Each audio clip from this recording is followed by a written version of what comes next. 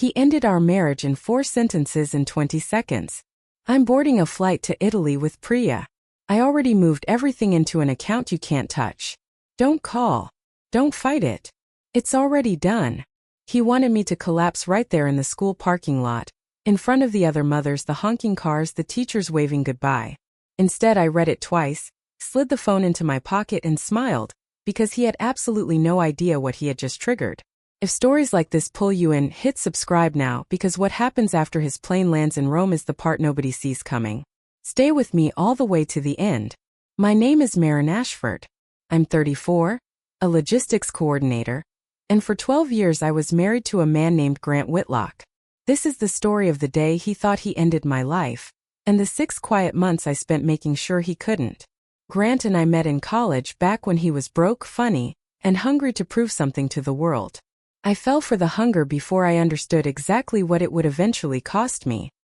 He started Whitlock Freight Solutions in 2014 with $180,000 my father, Walter Ashford, lent him, not gave him, lent him, on the condition that it be documented properly.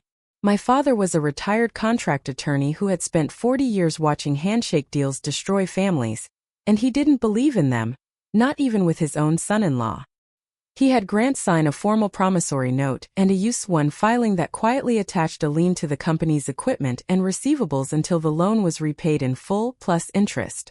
Grant signed it without reading past the signature line, laughing that it was just a formality between family. He was 26, certain he'd pay it back within 2 years, and he liked telling people that. He never did. For a long time that didn't matter because my father never called the loan. He believed in Grant, or maybe he simply believed in me believing in Grant, which isn't quite the same thing. But somewhere across those 12 years, generosity curdled into entitlement, the way it often does when nobody ever presents the bill. Grant stopped treating the company as something he owed anyone. He treated it as something he'd built alone, out of nothing, through sheer force of will. I heard him say that exact sentence, "I built this alone," to a room full of dinner guests once, while my father sat 2 seats away with his wine glass and said absolutely nothing, because that was who my father was. He never corrected the story in public. He simply kept every document. The dismissiveness arrived in layers, so gradual I barely noticed the floor tilting beneath me. When I asked about our joint accounts in our late 20s, Grant would laugh and say, "You worry over numbers, I've got it handled." When I asked for read-only access to the company's operating account, just to understand our own household cash flow, he'd kiss my forehead like I'd said something sweetly naive. "Leave the money to me, sweetheart, that's not your job."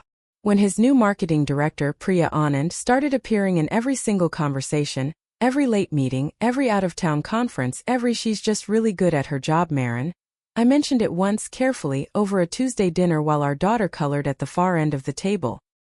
He set his fork down hard enough to click against the plate. "You seriously think I'd risk everything we've built for an employee?"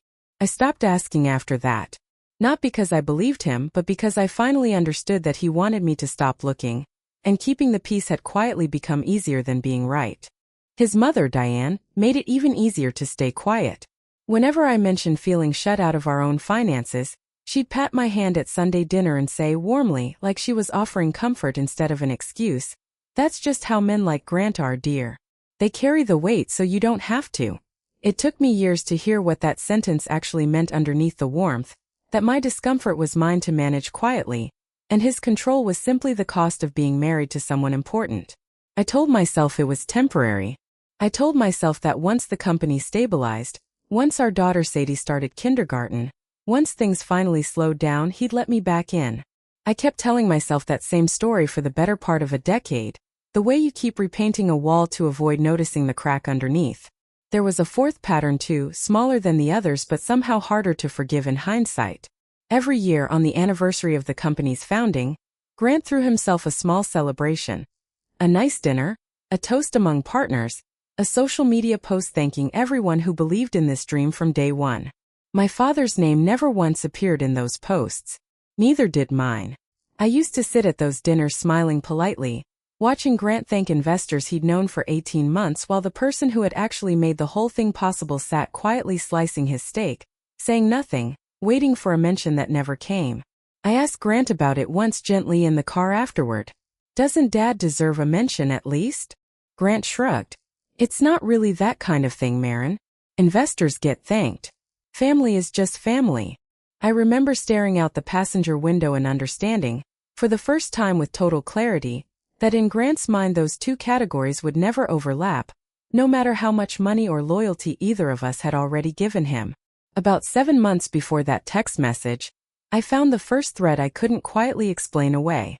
I was organizing paperwork for our annual taxes late one November night, the house smelling like the cinnamon candle Sadie had picked out for me, when I noticed 2 wire transfers sitting side by side on a company statement. Same amount, same day, moving between 2 subsidiary entities I had never even heard of. One payment left an account. An identical payment arrived somewhere else 3 hours later. It made no accounting sense for 2 shell companies to trade the exact same sum back and forth in a single afternoon.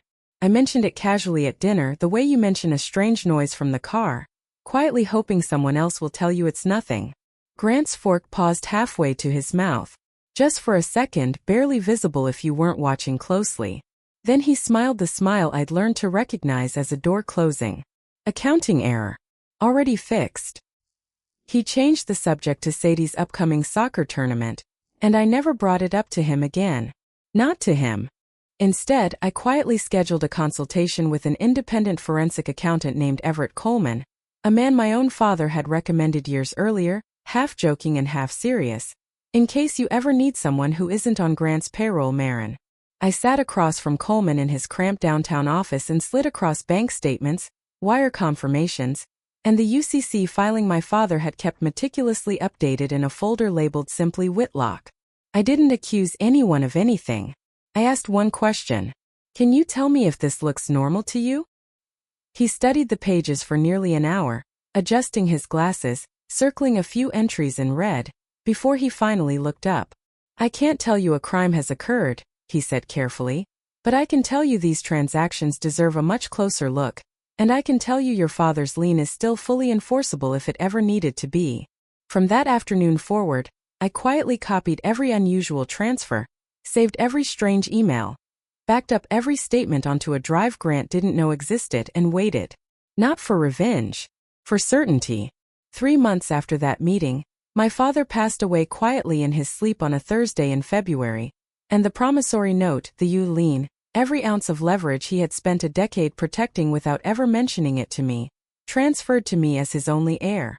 Grant wore a tailored black suit to the funeral and gave a beautiful, tearful eulogy about the man who believed in me when no one else would. He never once asked what had happened to the paperwork my father had spent years maintaining, because he assumed, the way he assumed most things about me, that it had simply died with him. He had absolutely no idea that I now legally held the single largest claim against his company's assets, a claim that could be called due at any time, for any material default, including a documented change in the borrower's financial or personal circumstances. Renata explained it to me plainly, the week after the funeral, sitting across from me in her office with the folder open between us. Legally, you're not his wife in this particular matter, she said. You're his largest creditor. Those are 2 completely different relationships, and only one of them requires his permission to act. I remember sitting with that sentence for a long time afterward, turning it over, trying to understand how something could feel so cold and so protective at the exact same moment.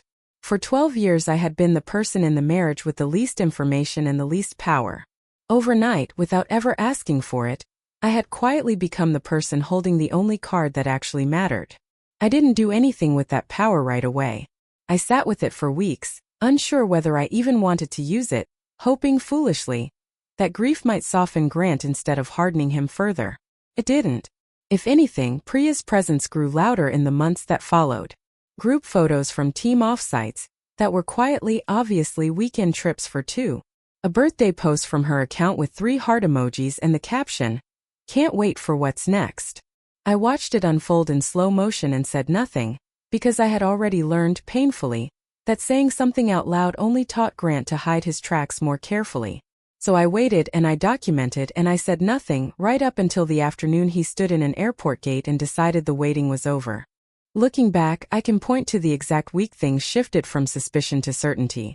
It was the week Grant reorganized the company's ownership structure, quietly filing paperwork that diluted several minor shareholders and consolidated control more tightly under his own name. He mentioned it to me once in passing over coffee as though it were routine housekeeping. Just cleaning up the cap table, nothing that affects us. I didn't understand corporate structuring well enough at the time to know exactly what that meant, but I understood the tone. It was the same tone he used whenever he wanted a conversation to end quickly. I photographed the filing anyway, almost on instinct, and added it to the folder. Coleman later told me that reorganization was the clearest evidence yet that Grant knew, on some level, that his financial house wasn't as stable as he presented it to be. People who feel secure rarely feel the need to quietly rearrange the furniture before anyone else walks in. What Grant never understood, standing at that gate typing out 4 cruel sentences, was that he was not the only one who had been quietly planning an ending. My father hadn't handed me a fortune when he died. He'd handed me something far more useful, a legally enforceable claim against the exact company Grant had spent 12 years pretending he'd built entirely on his own. Under the terms of that original 2014 note, the loan could be called due immediately upon any material default, and a material default included the borrower's marriage ending under circumstances involving concealment of joint assets. My father, decades before any of this happened, had written that clause into a contract for a son-in-law he clearly never fully trusted, and had never once told me why. Grant believed he held every card that afternoon. He believed he was the one walking away with the money, the new relationship, the fresh start in a city he'd already picked out on a map. He had no idea that somewhere in a filing cabinet inside my late father's old office sat the single document capable of freezing his entire company overnight, and that his own text message, sent in a moment of careless cruelty, had just given my attorney the exact confirmation she needed to use it. If you like stories like this, make sure you're subscribed, because what I did in the 72 hours after that text is the part he never saw coming. That night, after tucking Sadie into bed and reading her the same dinosaur book we'd read 40 times before, I sat down at the kitchen table and opened our joint accounts. Nearly everything was gone: checking, savings, even the small college fund we'd started the year Sadie was born. The remaining balance wouldn't have covered the mortgage, let alone anything else. I didn't cry. I printed every statement, every transfer, every screenshot, and added them to the folder my father had quietly started years earlier, without ever explaining why to me. Then I called Everett Coleman, and an hour after that my attorney, a sharp, unhurried woman named Renata Reyes, who had reviewed the original lien documents months earlier. "Just in case," she'd said at the time, in a tone I hadn't fully understood until that exact moment. "Has he moved the money into a personal account yet?" Renata asked when I finally reached her that night. "Yes," I said. "All of it. Tonight." There was a brief pause on the line. "Good," she said quietly. "That's exactly what we needed." I hadn't understood until that moment that she hadn't been hoping Grant would run. She had been waiting for him to consolidate everything into one traceable place, because a man in a hurry to disappear rarely stops to hide his tracks properly. Grant had spent nearly 7 years quietly siphoning small, hard-to-follow amounts between shell accounts. In one furious, self-satisfied evening at an airport gate, he undid all of it in a single transfer, moving every remaining dollar into one personal account with his own name attached. The next morning, Renata filed formal notice on my behalf, calling the promissory note due under its material default clause and initiating enforcement of the UCC lien against Whitlock Freight Solutions equipment, receivables, and primary operating accounts. It wasn't loud. It wasn't dramatic. It was 3 signatures, 1 courier, and a single certified letter sent quietly to Grant's bank, his business partners, and the company's primary lender. No raised voices.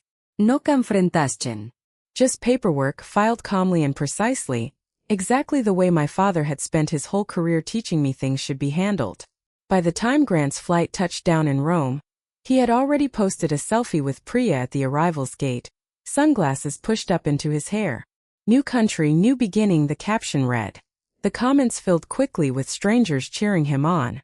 "About time you chose happiness. You two look amazing together." One comment from someone who actually knew us both stung sharper than the rest. "I always thought she leaned on him too much." I read it once, closed the app, and didn't respond because there was no point defending myself to people who only ever knew one version of the story. That evening, halfway through dinner at a hotel overlooking the Spanish Steps, Grant opened his banking app to pay the bill. Account restricted. Certain transactions are temporarily unavailable. He refreshed the page twice, assuming it was simply a travel glitch. He tried another card. Declined. A third. Declined. Priya watched from across the candlelit table while the waiter stood politely near the door, pretending not to notice the growing silence. "It's probably just fraud protection," Grant muttered, forcing a smile that didn't reach his eyes. "I travel internationally all the time this happens." But it kept happening on every card on every account for the rest of the night. Meanwhile, back in Denver, I sat at Sadie's soccer practice the next afternoon, exactly as I always had, cheering from a folding lawn chair, chatting with the other parents about carpool schedules and the upcoming fall fundraiser. Nobody watching me would have guessed that 18 hours earlier, I had authorized my attorney to freeze the financial foundation of a company my husband had spent 12 years building his entire identity around. Sadie scored a goal in the final minutes and ran toward the sideline with both arms raised. And for a moment, just a moment, none of it mattered except her face. That was the part Grant never understood about me, even after 12 years of marriage. I could hold devastating information in one hand and an ordinary Tuesday in the other, and never once let either one spill into the wrong part of my life. He called customer service twice that same evening. The first representative confirmed a restriction had been placed on the account, but couldn't explain why. The second gave him the same answer in a slightly more apologetic tone. "There has to be some kind of mistake," Grant said, his voice rising. "I'm unable to provide any additional information, sir," the representative replied, before the call quietly disconnected. For the first time since boarding that flight, Grant looked genuinely afraid, and Priya noticed it before he was ready to admit it out loud. "This isn't normal," she said, arms crossed, studying him across the small hotel room. "Are you sure you told me everything? What is that supposed to mean?" Grant snapped.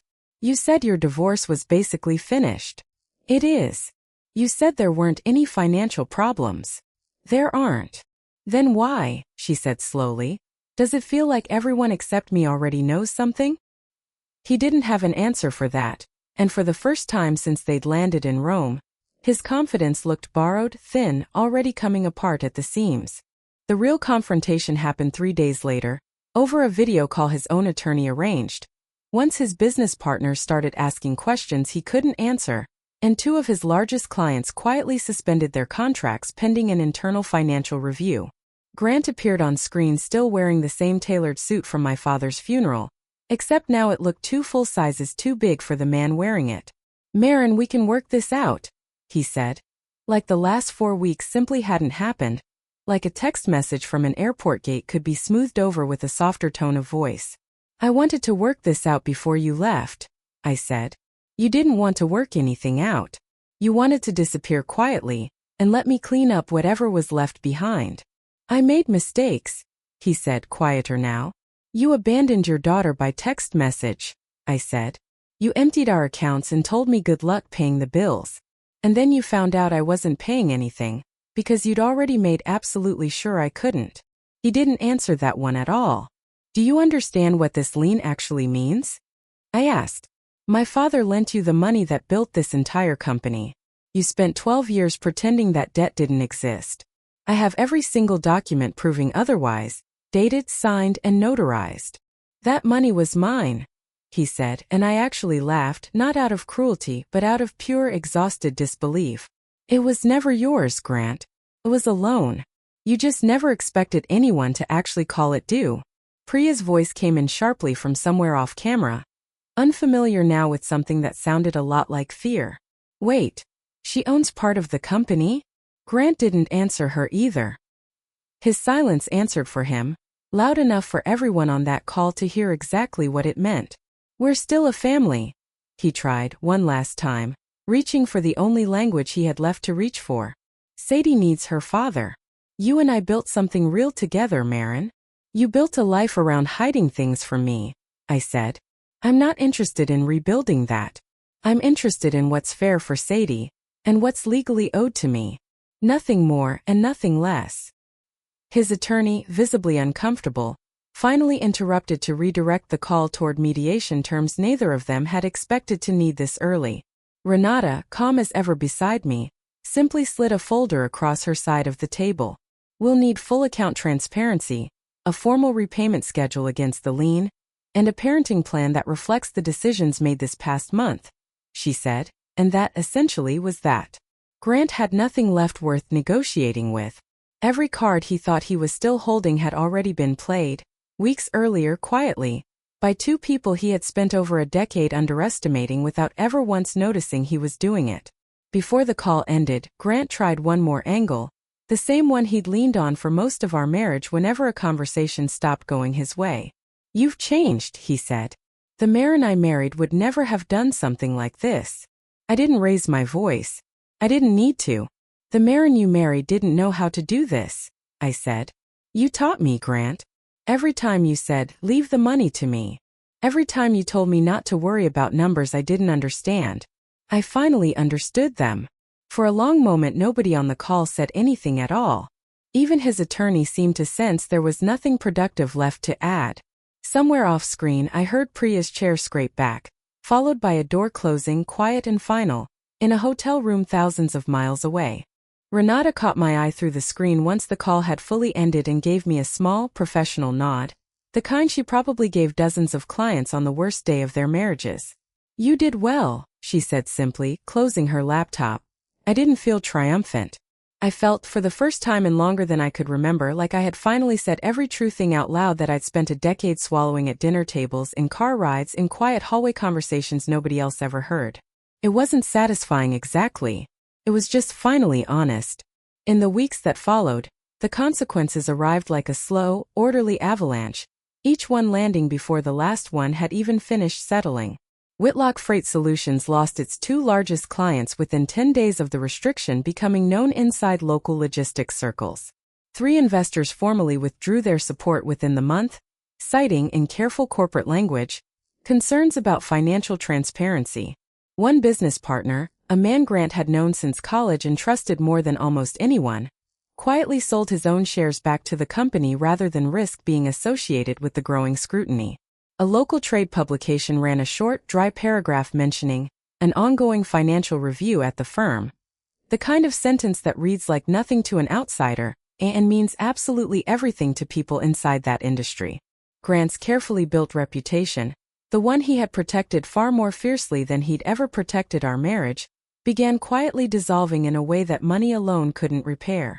Priya returned to Denver alone barely 6 weeks after the trip began, quietly changing her phone number and declining every reporter and mutual acquaintance who tried reaching her for comment.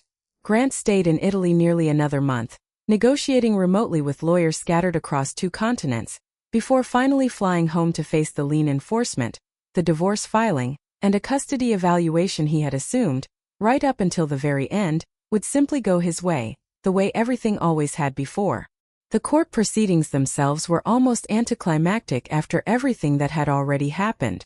Grant's own text message, the one he'd sent standing at that airport gate thinking he held every possible advantage, became one of the clearest pieces of evidence presented at the custody hearing.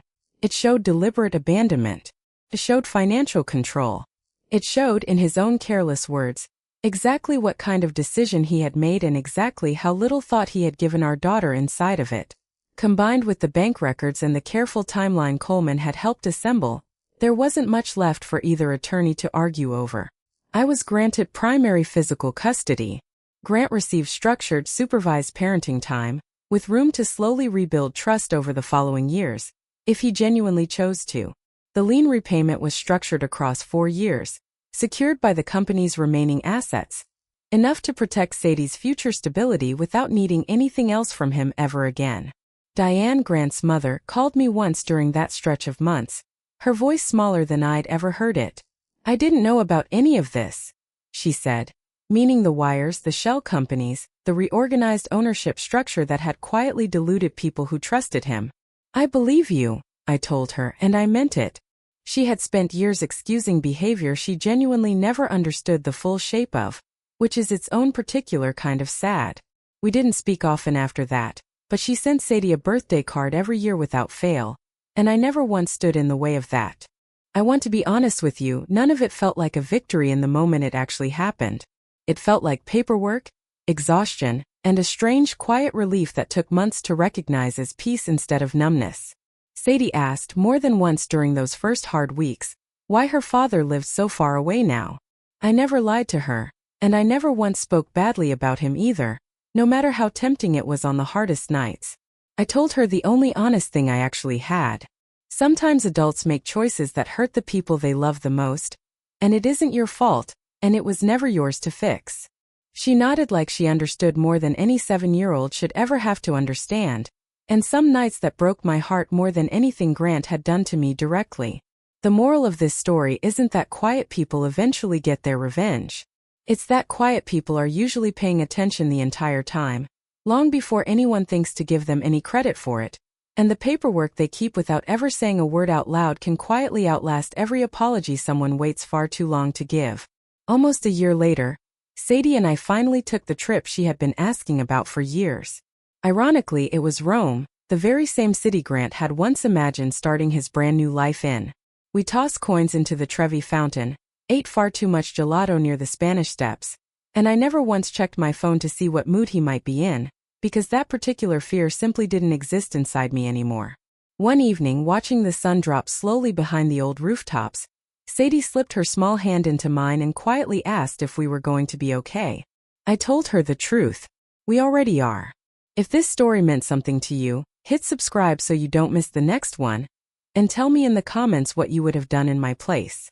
Thank you so much for watching, and I'll see you in the next story.